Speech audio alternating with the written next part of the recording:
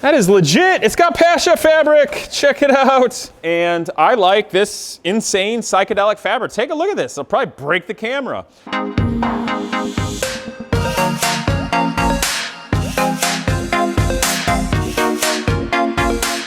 What's up, people? It is time to do upholstery work in the Porsche 928. And I want to show you guys that because hardly anybody can do it. And you have to know how to do it right. So come on, let's check it out. I did finally get the fabric, the Pasha crazy psychedelic checkerboard fabric from Germany. I'm going to show that to you. But first, let's go over the interior. In a previous episode, you saw a buddy of mine, Phil, came, and we parodied Porsche snobs the whole time while we removed the interior. So have a look. The seats bolted out rather easily. The passenger and the driver came out with 4 bolts each.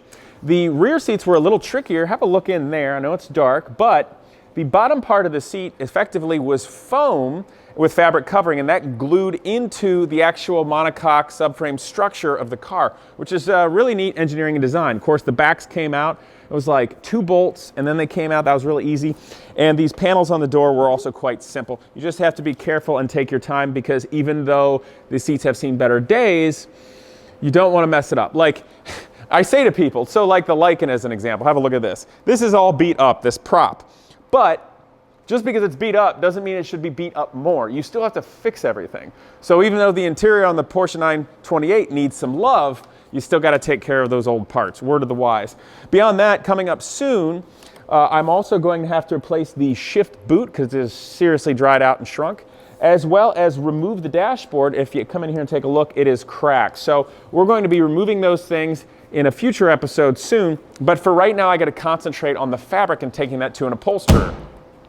Now, that is a relationship with an upholstery type person that is incredibly important, just like an engine builder or especially a body and a paint person. And any relationship, when it comes down to cars, comes down to 2 things: money and time. And in fact, when I speak with somebody, if I'm thinking of using, I look for a referral and I kind of feel them out to see if there's a project within their scope, get a judge on what they're thinking, and then I come down to 2 things. I'm like, okay, big question: money and time. And I'll just say it like that because they know what I'm talking about and they know that I know something and kind of get to the point. And you sort of can judge the relationship there. Oftentimes when it's something real handmade, like they're doing seats or special paint, it's going to take a little longer. It's a little difficult. So you got to be nice to these people, but you still have to have a place that can do things rock solid for you. As another note, I do want to make mention, the Porsche 928 has the lightweight 3-spoke steering wheel here, which is in generally very good condition. However, the leather has shrank and is coming loose. Now, I was thinking about taking this to an upholsterer, but for the sake of the video, not for my own time, but for you guys, I found a place on eBay that I believe is the same place that still makes replacement stock shift knobs with that leather boot and everything. Real nice place. I think they're down in Florida maybe, but check it out. And they also sell your own reupholstery kit for the steering wheel. And they said that the 928 3-spoke is the easiest one to start with. It takes a few hours, but I'm going to reupholster and stitch the steering wheel with you guys on the video. So come on down, let's look at the old seats and what we can learn from this and what's important to know. Now, obviously the fabric, if you want to come up close, degrades. And I'm not going to all tear it up, but you can see how easy it is to rip it. I mean, it is truly degraded. It's really just fallen all apart. And we'll see what happens. This is, this feels like vinyl. Like vinyl, yeah, it's vinyl right here. And it's potential this could be reused, this vinyl, these panels here. However, if you look at here, I can see where it is torn a little bit where it was stitched. So I don't know if they're going to be able to come up ever so slightly and stitch it like 1/8 of an inch up and still use this. That would be nice. And if they replace these panels, it's very important that, one, they replace it with a vinyl that has a similar or same grain, as well as a similar blackness. There are many shades of black in the car world, okay? I know that sounds ridiculous, but seriously, you don't want to have them all of a sudden they replace 1 or 2 panels and it looks dark gray by comparison. So that's going to be important. It's also important not to trash all this, because when the upholsterer takes the seat apart carefully, like you can see how this starts to come apart here. Actually, this might just come right out. Look at that. They need the old fabric, as sad as it is, they're going to take it off carefully and use it as a pattern.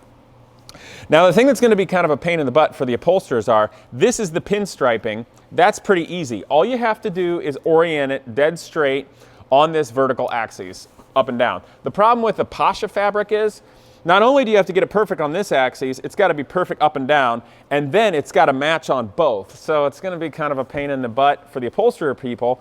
And that's why you really got to have a good feeling about the place that's going to do it, or they've done it before and have a good track record. Myself, like so many other people out there, we don't want to really give it to some maestro that charges an arm and a leg and a freaking fortune. When I know there's people out there talented enough to do it, but it's a little bit of a gamble finding a place talented enough to do it. Do you see where I'm going with this? So it's kind of weighing it. And, you know, I really would like to show that you can own nice sports cars without being a wealthy snob. It just is. These panels are quite easy. All they have to do is orient it right, but basically they just have to peel it off of this board carefully, cut it out nicely, and this just simply gets glued in. It's got some foam backing in there, which they'll likely replace. The bottom of the rear seats here has got a couple things going on. First of all, the foam's in pretty good condition, so that should be reusable. But there's 3 pieces, 1, 2, 3 pieces of foam that have to be upholstered nicely and have everything match up and look good and everything. And it's got some architecture to it. Look at these blocks and such. So the upholsterer people are probably going to be like, you're insane, I don't want to do it. And who knows, maybe this will be more difficult. And then this vinyl gets stapled to the seat on the underside, so then you can glue this vinyl part into the car. So it's actually simple, but it requires someone with good craft talent. Of course, here are the backs of the seats. So let's look at the new fabric, and I'm going to be nice to it because hardly anybody stocked it in the United States, and we had to wait to get it from Germany, and it took a while. So come on around over here, and I'll get it out here. So, you know, muscle car people that collect muscle cars kind of got the whole numbers matching thing. You know those people, like you see an ad, you're like, all right, my 1967 Camaro, it's got this combination, that combination, it's air conditioning delete, it's got the houndstooth interior, it's this color, it's stick shift, but it's not there, it's on the tree, like whatever. And then they decide like, you know, in that weird combination, they only made 3 cars. Look how rare mine is. Yeah, real rare. They made 40,000 of those in 1 year, big deal. So I'm not into that whole scene. I mean, if you've got an original car, that's cool, but people sort of like artificially try to make their cars seem like a bigger deal than they are. This car had this sort of beige and black pinstripe, which is nice, but not that interesting. And I like this insane psychedelic fabric. Take a look at this. It'll probably break the camera. And if any of you are imbibing in the smoking arts this morning, I'm sorry if you had to look at this. But I think it's cool. I think it's super cool. This was offered in Porsche 928s at that time period. So of course it's an option that could be. And if some snob out there goes, oh, that's not original on your 928, I'm gonna be like, dude, seriously, get a life, okay? This is awesome. And I also was told from some people who owned 928s back in the day that when this came out, everybody's like, hey, are you kidding me? Like, and they didn't like it because it was just too much. I guess, I don't know, maybe it was too Italian or Lamborghini-esque in terms of high fashion for what the Porsche demographics wanted back then. But now that it's vintage, everybody's a freak and likes this crazy stuff. And, you know, that's me. I'm kind of a freak. So, Pasha it is. And you can see, though, of course, by looking at the pattern, now that I'm off my silly tirade, it's a very particular pattern. It goes like 1, 2, 3 spots. And I'm not sure if it's square exactly, like if the pattern is identical going this way as it is going on this axis. So it's going to be very important for the people to line up the fabric right with the pictures, because for instance, this kind of big area here is supposed to be on the headrest and match the other headrest and then come down. And then it's going to be important that the checkerboard, if you start all the way down, it matches up when it gets to the bottom. It isn't off slightly or askew. So that's the only thing that worries me a little bit. But if you want to take a close look at the nature of this fabric, it's a heavier fabric. This isn't something you'd really want to wear. It's like really thick drapes or something like that. And obviously it has to be pretty strong with people sitting on it. It's sort of fluffy, sort of velour, and then has the pattern in there. But I think it's going to be exciting. And this car being charcoal gray metallic is a far more boring color than cars I normally like. But it's sort of like exciting in the subtlety. You know, do the bronze wheels, which is very typical for the period, kind of an accent I like. You know, I think Walter Wolf did that on his Lamborghinis in the 70s, and I dig it. And then with the interior being primarily all black with this insert, man, it's just gonna be really fun, really cool. So, you know, if you wanna go out to dinner with your wife and feel fun and frisky, then this will be a perfect complement to that. And I think it'll be really cool. So that's really it. I am waiting to hear back from the upholsterer. I sent them pictures and they'll probably lose their minds because they're used to doing muscle car stuff, which is a little simpler. And hopefully it goes well. My normal upholstery guy I've used in this area, really good guy. He's got a big project right now this month. So I'm checking out another one that was suggested to me because the first guy has a small shop and it's tougher because, you know, you don't necessarily want it sitting around. You want to get at it. And so I'd like to give the other place a chance to see what it's like. But I don't know. Next scene, upholsterer.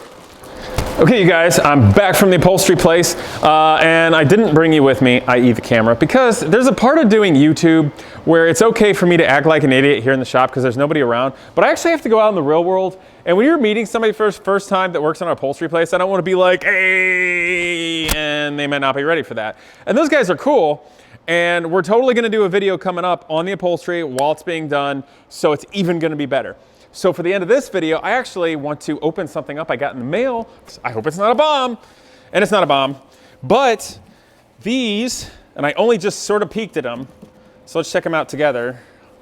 I'm making a mess of this. I don't have enough race car tables. All right, come on over. Let's see what we got here. How many people are gonna freak out that I'm doing this on the hood of this car with paint? It's okay. I'll wax it and buff it and stuff. Everybody relax. I'm gonna drive it. Ooh, 928 engine. Now, from all you that watch the 944 build, you will recognize the architecture of one of the banks, and this cam cover and cam housing looks very much like the 944, and that's because in many ways the 944 engine is kind of the architecture of half a 928. Not exactly, but sort of. I mean, they're related. Let's see. Ooh, this is gonna be a winner, I think. All right, let's check it out. That is legit. It's got Pasha fabric. Check it out. Luxury Elegance Performance. That is fantastic. My wife is never going to let me bring these home. We have too many car things. They will have to go here, which will be really cool. Okay. Oh, yes. And my wife would let me bring it home, but like, trust me, I have too much stuff on our walls anyway, and I really would like her to have more of her things and new things that she would like. That's part of being married and sharing things and a life together. Okay, what do we got here? This is cool. It's the whole drivetrain of the 928. You guys can see the bell housing where the clutch is with the torque tube and the shifter right here. And then, of course, the transaxle in the back. And I didn't even realize this. If you guys notice, the differential is at the far aft section with the gears ahead of it, so that all the weight is largely between the two axles. That's a good thing. Otherwise, you'd have the gears behind it, which, you know, whatever. I don't know, what's this, the battery or something? So that's pretty cool. That is neat to see. Gosh, this is all the 928 stuff. What do we got here? Oh, yes, it's that same shot. Oh, I like it. I like 928 butts. She's got a nice butt. I know it's upside down. Let me turn it. Because you guys want to check out that rear. I know you do. Awesome. That's beautiful. Okay.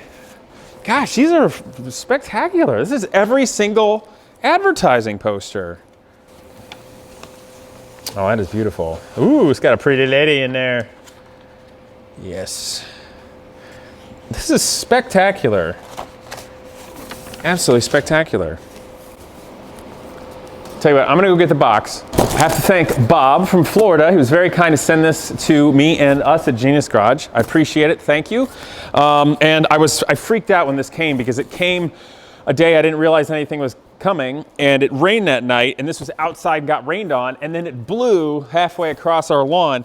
So I'm so thankful that it was packaged well and that these beautiful original posters came out well. But Bob, thank you very much. And I don't know, I hope you guys like seeing the posters too. But we'll come back at the 928 when I am yanking the wheels for powder coating. And the interior is in process of being reupholstered. I'll be really excited. In the meantime, of course, I hope you guys will share this, and please like, comment, and subscribe. See you next time.